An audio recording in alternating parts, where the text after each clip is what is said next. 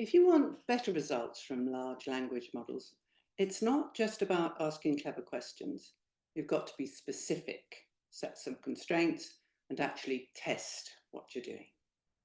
Most mistakes come from being too vague, sending very short prompts that aren't specific enough, or not understanding the model's limits. You need to give clear instructions, tell the audience, tell the model who the audience is, provide examples, set word limits, and keep refining and experimenting until you get what you need. And remember, every token costs money and energy. So long prompts and short responses are good. They're not just efficient, they're greener too. Click the link below to see the full video.